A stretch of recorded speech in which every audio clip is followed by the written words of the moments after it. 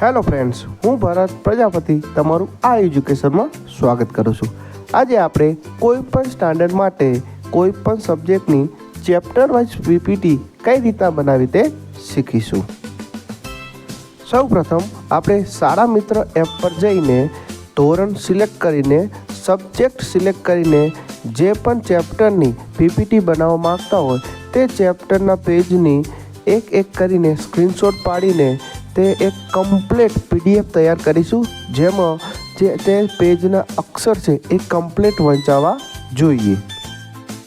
ત્યારબાદ આ રીતની એપ્લિકેશન નોટબુક LM જો તમારી પાસે મોબાઈલમાં ઇન્સ્ટોલ ના હોય તો ડાયરેક્ટ ગૂગલ પર જઈને ત્યાં તમે નોટબુક LM લખશો એટલે પહેલી જ લિંક જે આવશે તેના પર ક્લિક કરવાથી ડાયરેક્ટ નોટબુક LMનું ઇન્ટરફેસ ખુલી જશે. તમારી સામે સ્ક્રીન પર આ રીતનું ઇન્ટરફેસ ખુલશે. ત્યારબાદ તમે નીચે જોશો તો અહીંયા ક્રિએટ ન્યૂ નામનો ઓપ્શન છે.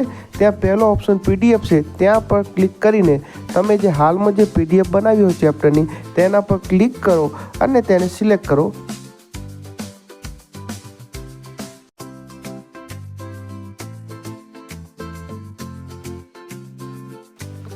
PDF પર ક્લિક કર્યા બાદ માત્ર 5 થી 10 સેકન્ડમાં તે PDF એક સોર્સ તરીકે ત્યાં એપ્લિકેશનમાં અપલોડ થઈ જશે.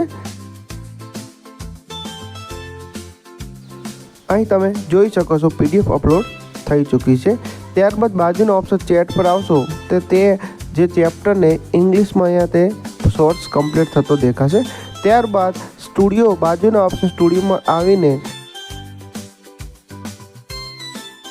સ્લાઇડ ડેક આપેલું છે તેને જે એરો આપેલો છે તેના પર ક્લિક કરવાની છે.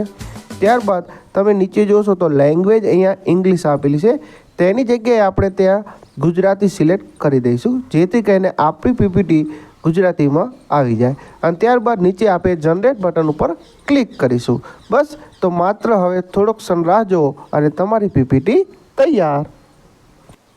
તો ફ્રેન્ડ્સ, તમે નીચે જોઈ શકો છો તમારી પીપીટી તૈયાર થઈ ગઈ છે. તો તમે અહીંયા જોઈ શકો છો કે તમારી PPT chapter wise complete chapter આવી ગયું છે અને કેવી સુંદર મજાની વિવિધ ફોટોગ્રાફ સાથે કેવી સુંદર પીપીટી તૈયાર થઈ ચૂકી છે. તેને ડાઉનલોડ કરવા માટે ઉપર ઓપ્શન આપેલા છે સેવ એઝ PDF અને સેવ એઝ પાવરપોઈન્ટ. તમે બંનેમાંથી કોઈ પણ ઓપ્શન સિલેક્ટ કરીને તે PDFને આરામથી ડાઉનલોડ કરી શકો છો અને કોઈ પણ જગ્યાએ શેર કરી શકો છો. Thank you.